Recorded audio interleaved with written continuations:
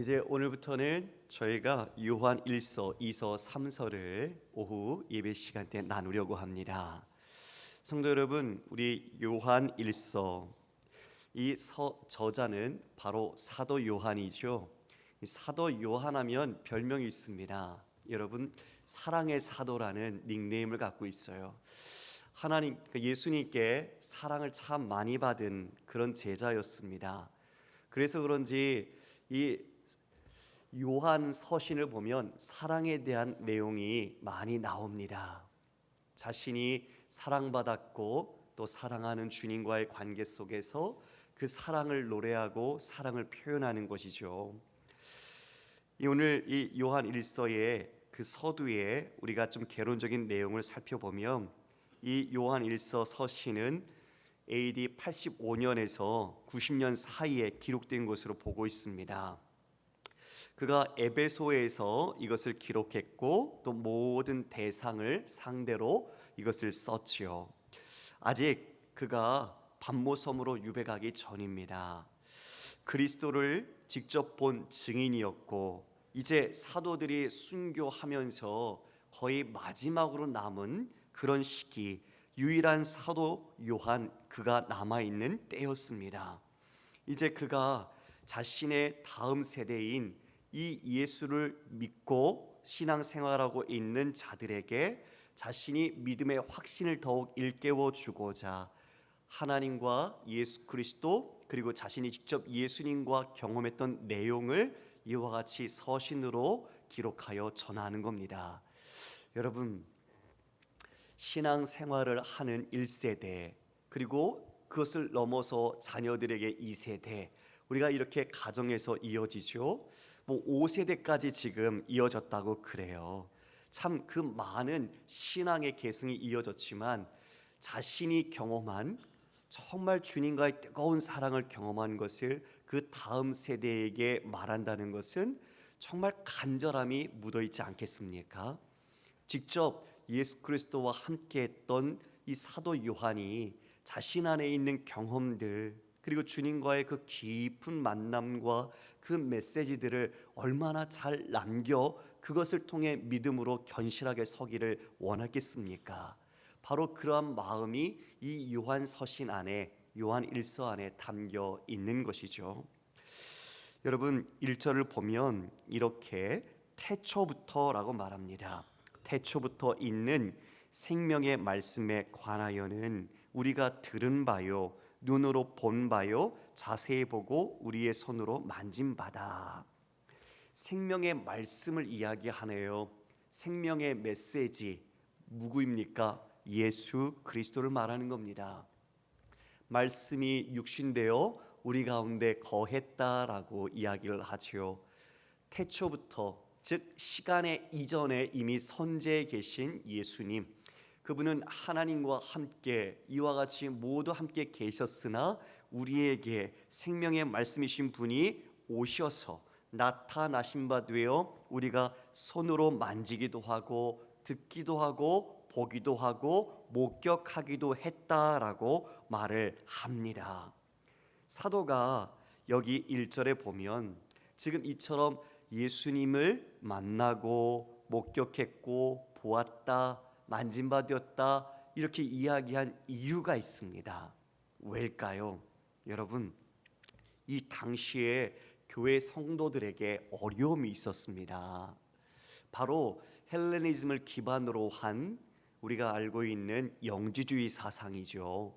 영지주의 사상, 그노시즘은 자신들의 비밀스러운 지식이 구원을 이룬다라고 이야기하면서 육체에 대해서는 더럽고 부정한 것으로 취급했고 영적인 즉 영혼에 대해서는 아주 고급하고 그것을 가장 본질적인 것으로 취급을 했습니다. 그러면서 가현설을 주장하게 되었는데요. 가현설이란 눈으로 보여지지만 가짜라는 의미입니다. 즉 육체를 더럽고 부정한 것으로 보기 때문에 어떻게 신이 인간의 몸을 입고 올 수 있느냐, 이것은 도저히 맞지 않는 이야기다, 있을 수 없는 이야기다 라고 하면서 십자가에 달린 예수님, 이 땅에 육신으로 오신 예수님은 그냥 환영으로 보였을 뿐 실제로 인간의 몸을 입고 오신 분은 아니라는 것을 주장하고 있었죠. 그리고 또한 성도들이 그 시대와 서로 그 사상 속에서 서로 맞물리면서 자신들의 신앙적인 타협을 하고 있었습니다. 세속화되는 것이죠.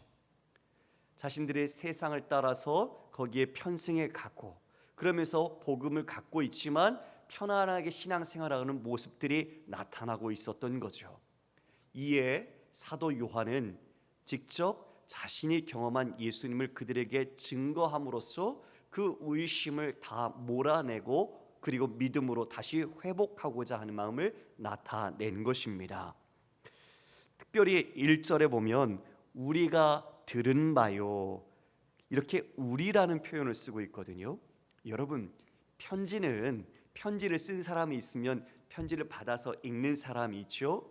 즉 저자가 있으면 그것을 받아보는 수신자가 있습니다. 발신자나 수신자, 저자와 독자를 지금 사도 요한은 아울러서 우리라는 표현을 하고 있어요. 아주 독특한 표현이죠. 이 말에 뜻이 있습니다. 즉 내가 경험한 우리 주님 그 믿음, 그리고 주님 안에 그 은혜로 지금 이 수신자들을 함께 공감하면서 포함하여 초대하는 겁니다. 함께 동질감을 가진 믿음의 사람으로서 이제 요한이 목적하고 있는 곳으로 함께 인도해 가고 그 목적하는 뜻을 함께 누리고자 한다는 것이 이 우리라는 단어 안에 포함되어 있는 거죠. 다른 바울의 서신들을 보면 이 글을 쓴 나 바울은 이런 식으로 분명히 자신과 그리고 독자, 수신자를 구별해서 표현하는데 요한은 같이 묶어서 자신이 지금 그 기대하고 있는 바로 초대하고 있는 것이죠. 자, 이처럼 그 시대에 이 가연설주의자들, 거짓된 교사들 때문에 많은 교회들이 어려움을 당하고 있을 때 이제 자신이 경험한 예수 그리스도, 직접 목적하고 그것을 함께 누렸던 예수 그리스도에 대하여 이야기합니다. 2절에 이렇게 말하죠. 이 생명이 나타나신 바 된지라. 이 영원한 생명을 우리가 보았고 증언하여 너희에게 전하노니 이는 아버지와 함께 계시다가 우리에게 나타내신 바 된 이시니라. 이 생명, 어떤 생명입니까? 바로 주님을 말하는 겁니다. 우리가 영원한 생명, 우리에게 주어질 그 진짜 생명, 단순히 육신의 숨을 쉬는 육체적 생명이 아니라 우리의 영혼이 살아있도록 만드는 그 생명, 바로 우리 주 예수 그리스도의 그 생명이 나타나신 바 되었다. 그분은 아버지와 함께 계시다가 우리에게 나타나신 바 된 이시다. 그런데 그 영원한 생명을 우리가 보았고 그래서 증언한다. 이렇게 말합니다. 야, 어떻게 신이 인간이 돼? 어떻게 더러운 몸을 입고 와서 그 일을 해? 그건 말이 되지 않아. 어떻게 신이 십자가를 져? 어떻게 그런 부끄러운 일을 감당해? 이 모든 복음의 근간을 뿌리채 흔드는 거죠. 그러나 사도 요한은 나는 그분을 직접 만났다. 나는 그분을 직접 보았고 나는 그분과 함께했다는 것을 말하고 강조하는 겁니다. 성육신 하신 예수 그리스도의 목격자다. 사도 요한은 예수님과 직접 대화를 나눴고 예수님과 함께 걸었습니다.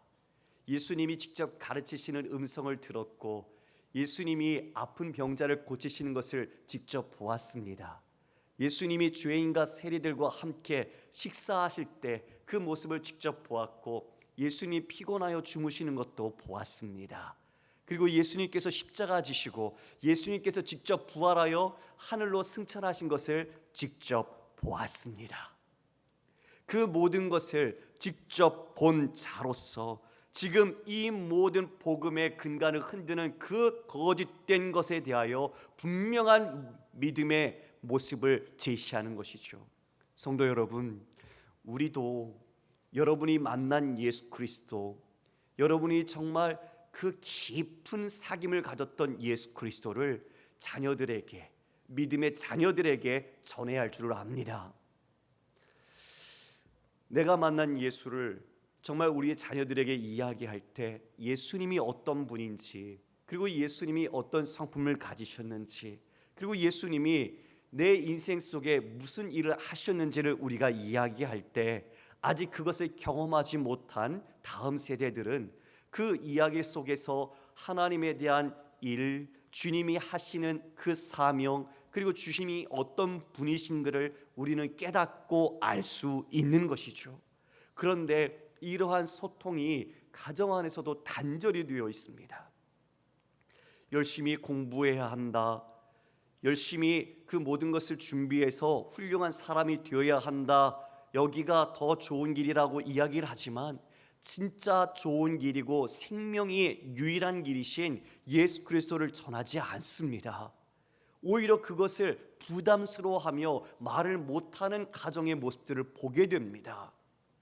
비록 우리가 온전한 그리스도인으로서의 행함에 100% 완벽하지는 못할지라도 연약함 있는 그 모습 그대로 우리를 사랑하시고 우리를 돌봐주시는 예수님을 우리는 우리 자녀들에게 전할 수 있어야 됩니다.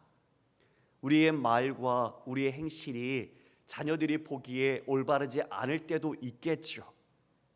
부족한 우리의 부모의 모습이 있겠죠.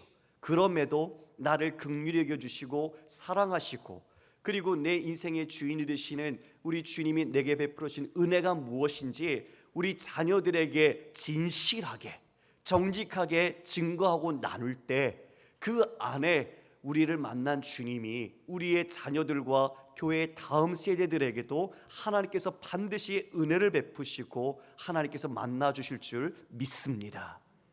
요한은 그 심정을 간절히 전하는 겁니다. 요한은 예수님과 함께 살았고 주님이 행하시는 사역을 가까이에서 생생하게 보았습니다. 예수님을 단지 듣고서 아는 이론과 지식이 아니라 그는 살아서 움직이는 복음이신 예수님을 직접 함께 했던 것입니다. 여러분, 예수님은 참 하나님이요 참 인간이십니다. 인성과 신성을 모두 가지신 분이십니다. 이것을 사도 요한이 증거했습니다. 여러분, 그러면 우리도 증거해야겠지요? 예, 우리도 증인 아닙니까? 우리도 증인이면 증거해야죠. 증인이 뭐 하는 겁니까? 보고 들은 것을 전하는 사람입니다. 여러분, 주님을 우리는 사도 요한처럼 직접 대면하여 보지는 못했습니다. 그러나 내가 세상 끝날까지 너희와 항상 함께 있겠다 약속하신 주님께서 우리 안에 와 계시지 않습니까? 우리는 그분과 함께하고 있고 그분과 교제하며 그분을 더욱 알아가는 기쁨을 누리고 있습니다. 여러분, 우리 안에 계신 예수님 믿으시죠? 우리 안에 우리 함께 하시며 우리의 모든 길 속에서 우리를 이끌어가고 계시지 않습니까? 3절에 이제 사도 요한은 이 글을 쓴 목적의 첫 번째 이유를 이야기하는데요. 우리 3절 함께 읽어볼까요? 시작. 우리가 보고 들은 바를 너희에게도 전함은 너희로 우리와 사귐이 있게 하려 함이니 우리의 사귐은 아버지와 그의 아들 예수 그리스도와 더불어 누림이라. 사도 요한이 지금 이 글을 쓴 첫 번째 이유가 지금 우리 하나님과 그 아들 예수 그리스도와 더불어 우리가 사귀고자 한다, 더불어 누리고자 한다라고 말합니다. 오늘 설교 제목이 사귐의 기쁨입니다. 성도 여러분, 묻겠습니다. 이 사귐, 우리는 하나님과 예수 그리스도가 우리가 함께 교제하고 사귄다는 것이 너무 당연하고 어쩌면 우리는 그것이 일반적인 것처럼 다가올 수 있지요. 이미 너무나 많은 것을 들었고 그것이 우리에게는 당연한 은혜처럼 여겨지기 때문입니다. 그런데 진짜 한번 생각해 보자고요. 여러분, 세상에서 이름이 나 있는 사람들, 왜 우리 흔히 연예인이나 아니면 유명한 사람이나 아니면 전문가들이 있잖아요. 아니면 경제계의 재력가들이 있잖아요. 그런 사람을 만나는 것이 쉬운 일이 결코 아닙니다. 그분들이 우리가 만나고 싶다고 해서 만나주지 않아요. 서로의 목적이 있어야 되고 그 목적이 상호 서로 연결됐을 때 그 만남이 이루어지는 겁니다. 사귐과 교제라는 게 뭡니까? 누군가를 사귀고 교제한다는 것은 그 사람을 내가 받아들인다는 의미 아닙니까? 정말 사랑이라는, 그리고 서로 사귄다는 그 교제는요, 서로가 같은 급, 서로가 비슷할 때 이루어지는 그런 관계를 이야기하고 있어요. 그런데 우리가 하나님과 사귄다고요? 우리가 예수 그리스도와 사귄다고요? 여러분, 이게 우리가 예수님이 없다면 이게 말이 되는 이야기입니까? 진짜 물어보자고요, 내 자신에게. 그냥 하나님이 늘 함께 옆에 계시고 우리 주님이 내 안에 계시니까 우리는 그 사귐과 교제가 당연한 것처럼, 그냥 우리에게 주어진 것처럼 여겨지는데, 진짜 하나님이 우리와 사귀는 급이 되냐고요. 하나님이 우리를 만날 급이 우리가 그런 만한 공로나 자격이 됩니까? 없잖아요. 없잖아요. 우리가 유명한 사람을 우리 교회에 한번 모시려고 해도요, 그게 연이 되어서 어떤 서로의 관계가 맺어서 올 수 있는 것이지 쉽게 되는 게 아니에요. 돈이 있다고 아무나 오는 것도 아니에요. 서로가 그 모든 것이 서로 맞을 때, 서로 같은 급으로 보아주고 서로 이해하고 서로를 받아줄 수 있을 때 관계가 형성되는 거예요. 여러분, 그런데 하나님이 보잘것없는 저를, 그리고 여러분을 그런 상대로 맞아줬다는 거예요. 할렐루야. 이게 진짜 이해가 안 되는 은혜고 사랑입니다. 하나님이 내가 뭔데 어떻게 나 같은 사람에게 눈높이를 맞추어서 먼저 다가오셔서 내가 너를 사랑한다, 내가 너를 아낀다, 나는 너를 나의 세굴라 특별한 보물처럼, 나의 보물처럼 여긴다라고 말씀해 주시냐고요. 어떻게 이런 일이 있을 수 있느냐는 거죠. 우리가 가진 주님과의 사귐, 이 사귐과 교제가 진짜 실로 어마어마한 것이라는 것을 여러분 다시 깨닫기를 원합니다. 너무 쉽게 생각해서 우리가 기도의 자리가 하나님을 믿는 자에게 주신 특권인데, 아버지가 그 자녀에게 준 특권인데, 그 특권도 우습게 여기면서 기도하지 않고 하나님이 우리에게 주신 이 놀라운 사랑의 눈물의 편지 성경 말씀을 우리는 읽지 않고 있다면, 여러분 정말 하나님에 대한 가치와 하나님이 어떤 분인지 우리가 바르게 인식하고 있는 것이라 말할 수 있을까요? 정말 그 크신 하나님이 나를 사랑하신다는 것, 그분이 우리와 교제하고 사귀어 주시는 분이라는 것이 얼마나 영광인지 우리가 깊이 다시 한번 깨달아야 할 것입니다. 그것을 지금 이 사도 요한이 알게 하는 겁니다. 그 복음 안에서 생명의 말씀이신 예수 그리스도로 말미암아 우리가 이와 같이 사귐을 갖게 되었다. 그 사귐의 풍성함, 그 사귐의 기쁨, 이것을 누리도록 이와 같이 내가 너희를 초대한다라는 것이죠. 여러분, 실로 이 초대는 위대한 부름입니다. 이 부름 앞에 억만금을 주어도 이 부름에 응답하지 못합니다. 하나님이 부르시지 않으면 그 부름에 나올 수 없기 때문입니다. 믿음을 선물로 주심이 바로 이 천하의 어떤 것이라도 바꿀 수 없는 최고의 가치와 선물을 우리에게 주신 것처럼, 그 예수 그리스도를 담보로 하셔서 하나님께서 우리를 자녀 삼아 주신 것입니다. 할렐루야.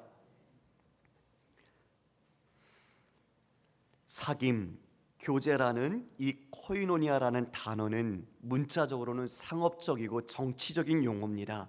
공동 소유, 협동이라는 뜻을 갖고 있습니다. 공동 소유하고 협동한다.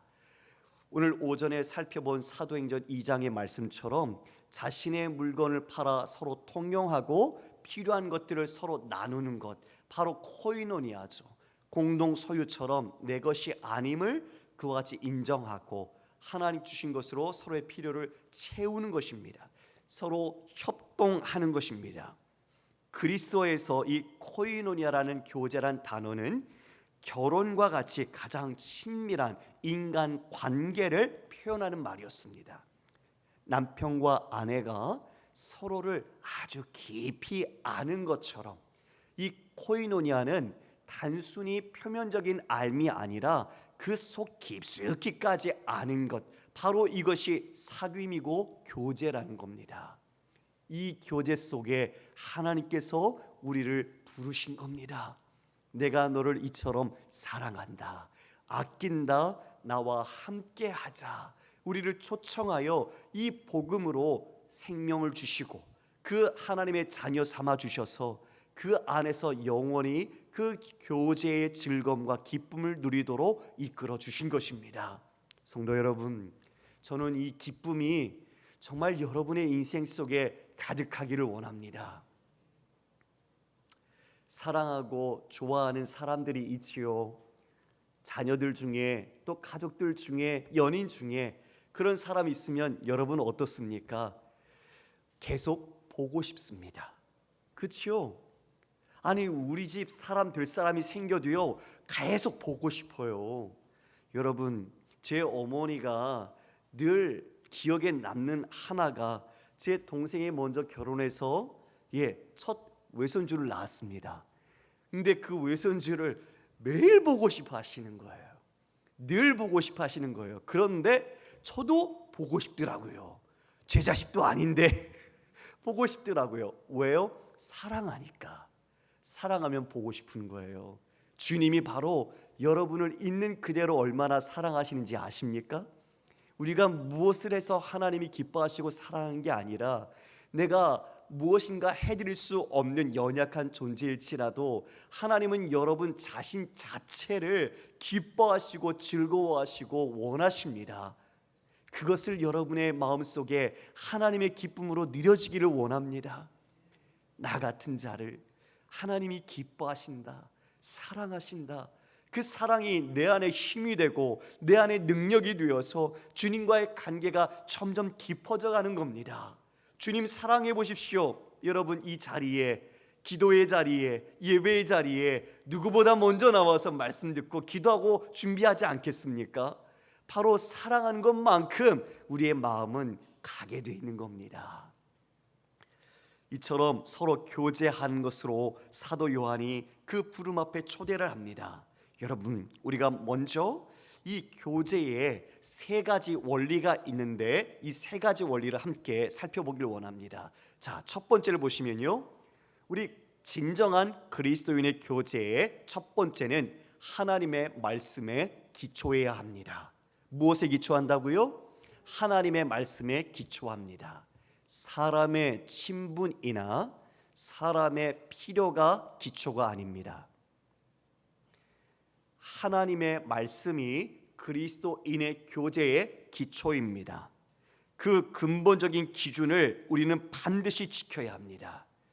오늘도 오전에 본 말씀처럼 사도들의 가르침을 받았다는 것처럼 하나님의 말씀을 배움으로 그 말씀을 기준으로 그리스도인을 살아가는 것입니다. 그래서 우리의 교제의 첫 번째 기준은 그리스도의 하나님의 말씀이 원칙이 돼야 하는 것이죠. 두 번째가 주 안에 하나됨을 지켜야 합니다.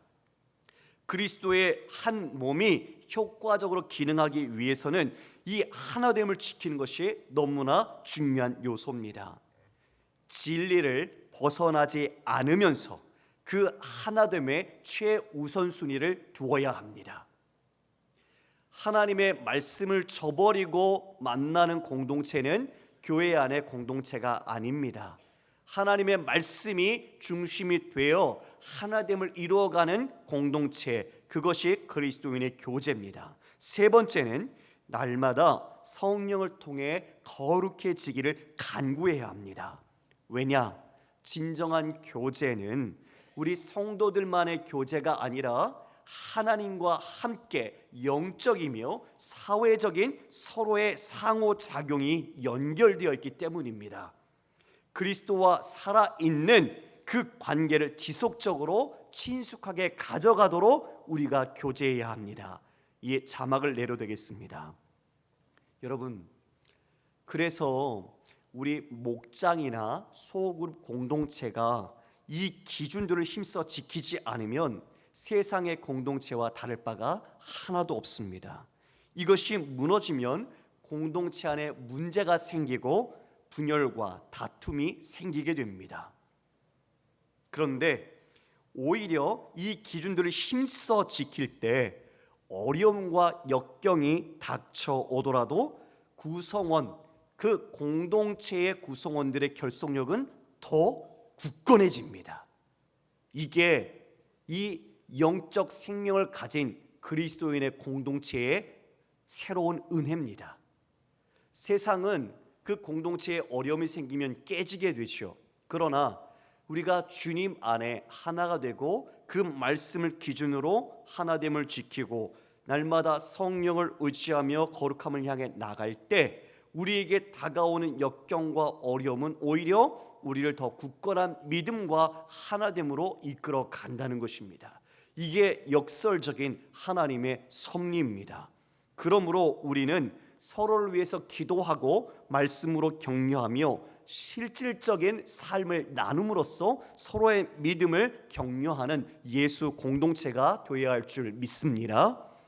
교회 안에 그런데 자꾸 주변인으로 남으시려고 하는 분들이 계세요. 공동체 안에서 함께 신앙생활을 해야 하는데 적당하게 거리를 두고 예배에 참석하는 겁니다. 그런데 여러분, 신앙에는 적당히가 없습니다. 이걸 광신자처럼 하라는 말 아닙니다. 우리가 예수님을 만나면 우리는 예수님이 나의 생명의 주가 되신다는 것을 믿고 고백할 때 예수님은 나의 전부가 됩니다. 그 신앙은 올인입니다. 신앙은 올인하는 겁니다. 주님이 내 생명과 그 이 삶의 주인이시기에 그분께 모든 것을 집중하는 것이 우리의 신앙생활이 되어야 하는 것이죠. 주님을 사랑하기에 우리가 기꺼이 순종하는 것이고 그 사랑 속에서 힘듦이 있으나 우리는 그것을 기쁨으로 감당하게 되는 겁니다. 우리 교회를 하나님께서 공동체로 부르셨다는 것을 결코 잊어서는 안 됩니다. 우리는 예수 안에 한 가족이고 권속입니다. 그래서 우리는 더 모이고 더 함께 모여 하나님의 뜻 가운데 지어져 가야 하는 거죠. 그런데 우리가 연약하기에 모임을 하다 보면 상처를 받기도 하고 문제가 생기기도 합니다. 그렇다고 해서 공동체의 모임에 불참하거나 그 공동체를 피한다면 그것은 정말 어리석은 겁니다. 안 나가면 되지 뭐, 그 사람들 안 보면 되지 뭐. 여러분, 누가 그걸 제일 기뻐할까요? 하나님이 기뻐하실까요? 사단이 기뻐할까요? 예, 맞습니다. 하나님은 하나 되도록 화목케 하십니다. 그러나 그것을 깨는 것은 하나님이 하시는 것이 아니라 사단이 하는 것입니다. 사단이 이간하고 그 마음을 불편하게 만들고 서로의 마음을 갈라지게 만들어서 그 모임에 참여하지 못하고 모임이 점점 모이기를 패하도록 하는 것, 그것은 사단이 하는 역사입니다. 우리 교회 공동체가 그 부분에 대한 영적인 분별을 가지고 분명하게 믿음 가운데 바른 길을 행해야 할 것입니다. 진정 영적인 지혜를 가지고 그런 마음의 시험이 내게 올지라도 이 모임의 공동체의 주인이 누구신가, 그리고 이것을 누가 인도하고 계신가라는 것을 분명하게 믿음으로 인정하고 그 믿음을 따라서 우리는 참여해야 하는 것입니다. 아까 말씀드린 세 가지 기준이 지켜진다면 그 공동체는 건전한 영적 공동체입니다. 우리가 그와 같이 힘써 모임을 할 수 있도록 준비해 가야 하는 것이죠. 선민 의식을 가졌던 유대인들이 이방인들을 사람처럼 보지 않았습니다. 그들을 개 취급했습니다. 극단적으로 어떤 생각까지 했느냐, 그 이방인들은 지옥의 땔감으로 쓰이기 위해서 창조되었다, 이렇게까지 생각했어요. 그래서 서로 상종하지 않았고, 사마리아 사람들은 특히 그들은 순수 혈통에서 다른 민족과 피가 섞였기 때문에 이방인보다도 더 못하게 취급을 했습니다. 그래서 가까운 길 사마리아를 통해서 올라가면 되는데 그 길을 지나지 않고 우회해서 먼 길로 돌아다니지 않았습니까? 지금 그와 같이 그 어려움, 차별과 배제가 있던 곳에 주님의 복음이 전해지고 성령이 부어지자 그 모든 사람들도 예수 그리스도를 주로 믿기 시작했습니다. 성도 여러분, 복음은 차별하지 않습니다. 믿으십니까? 복음은 그것을 받아들이는 누구에게든지 하나님께서 은혜를 베푸십니다. 그래서 그들이 그리스도인이 되었습니다. 이를 증거하는 놀라운 코이노니아 교제가 성경에 기록되어 있습니다. 무엇인가? 예루살렘 교회가 어려운 형편에 처했습니다. 그런데 그 예루살렘 교회를 돕기 위하여 아가야와 마게도냐에 있는 이방 교회가 연보를 모은 겁니다. 물질을 모은 겁니다. 그 모교회로 여겨지는 예루살렘 교회를 돕기 위해서 그들이 복음에 빚졌기에 그 마음으로 그들을 돕고자 연보를 모았죠. 이것을 바울이 가지고 갑니다. 여러분, 이것을 예루살렘 교회가 받느냐 안 받느냐는 상당히 중요한 겁니다. 왜요? 이방인들을 어떻게 여겼어요? 이방인들에 대하여 그들의 관념은 차별과 배제였어요. 그런데 복음이 들어가고 그들에게도 성령이 임하는 것을 보고 교회가 세워지는 모습을 그들도 보았어요. 이제 그 헌금을 받으면 그들을 인정하는 거예요. 그들 또한 그리스도인의 형제로 우리와 같은 자로서 인정하는 것이요, 그것을 받았어요. 그들이. 할렐루야. 이제 그 모든 차별과 그들이 갖고 있던 그 모든 배제의 담이 복음으로 무너져 버린 겁니다. 이것이 진정한 코이노니아의 역사였던 것이죠. 우리도 그 코이노니아 회복해야 합니다. 주님과 먼저 코이노니아가 회복되어야 하고, 그리고 우리 수평적인 성도들의 소그룹 모임이 다시 그와 같은 주님 안에서 회복이 되어야 합니다. 여러분, 그런데 여러분 묻겠습니다. 여러분이 피하고 싶은 사람이 혹시 없지 않으십니까? 나는 저 사람만 보면 마음이 불편해. 그래서 난 저 사람 별로 만나고 싶지 않아. 저 사람하고는 이야기를 하면 자꾸 소통이 안 돼. 이런 분들 있지 않습니까? 저 사람 때문에 우리 공동체 분위기가 아주 이상해져. 이렇게 마음 먹고 있는 분 있지 않습니까? 여러분, 공동체는요, 바로 그분들을 위해서 존재하는 거라고 여기시면 됩니다. 그렇게 우리가 그분들을 감싸고 우리가 받은 사랑이 그분들과 함께 흘러갈 때 진짜 하나님과 예수 그리스도 안에 코이노니아가 회복되는 겁니다. 먼저 하나님과의 나의 코이노니아가 회복되지 않으면 우리의 수평적인 코이노니아가 회복되지 않아요. 그래서 여러분이 먼저 주님 앞에 바르게 설 때 그 사랑과 은혜로 우리는 수평적인 형제와 이웃을 우리는 품을 수 있고 용납할 수 있는 것입니다. 그것이 안 된다면 우리는 서로의 마음만 맞는 사람만 남게 될 겁니다. 곧 그것은 또 언젠가 시한폭탄처럼 상처를 남기게 될 것입니다. 우리 사랑하는 영천의 공동체가 이런 진정한 하나님과 예수 그리스도와 성도와의 코이노니아가 온전히 이루어지는 기쁨과 사귐이 있는 교회가 되길 간절히 소망합니다. 이에 두 번째로 사도 요한이 4절에서 그 이유를 이야기해 줍니다. 우리 4절 함께 읽어보겠습니다. 시작. 우리가 이것을 쓰면 우리의 기쁨이 충만하게 하려 함이라. 기쁨이 충만하게 하려 한다. 그 사귐과 교제 속에서 이제 이 기쁨이 충만하고자 내가 이 글을 쓴다라고 말하고 있는 것이죠. 자, 요한복음 15장 9절 이하의 우리 주님의 말씀입니다. 아버지께서 나를 사랑하신 것 같이 나도 너희를 사랑하였다. 너희는 내 사랑 안에 머물러 있어라. 너희가 내 계명을 지키면 내 사랑 안에 머물러 있을 것이다. 그것은 마치 내가 내 아버지의 계명을 지켜서 그 사랑 안에 머물러 있는 것과 같다. 내가 너에게 이러한 말을 한 것은 내 기쁨이 너희 안에 있게 하고 또 너희의 기쁨이 넘치게 하려는 것이다. 여러분, 기쁨이 충만하게 하려 한다. 사도 요한이 이야기했습니다. 우리 구주께서 자신의 기쁨과 너희의 기쁨, 곧 우리의 기쁨이 넘치는 것에 대해서 말씀하고 있습니다. 그 기쁨이 어떻게 넘친다고 이야기합니까? 아버지의 계명을 내가 순종함으로 그 사랑 안에서 기뻐하는 것처럼 너희들이 이와 같이 계명 말씀을 지킬 때 이와 같이 사랑 안에 거하며 그 기쁨이 클 것이라고 말합니다. 즉 진리를 행함으로써 그 사랑 안에 거하고 그 기쁨이 클 것이라고 말씀하고 있는 것이죠. 그리스도인의 기쁨의 원리, 기쁨의 출처가 어디입니까? 말씀의 순종에 있습니다. 그 말씀을 따라 행할 때 사랑 안에 거하는 것이며 그 사랑 안에서의 사귐과 기쁨이 충만하게 되는 것이죠. 사도 요한도 말합니다. 요한 2서 1장 4절 말씀입니다. 함께 읽겠습니다. 시작.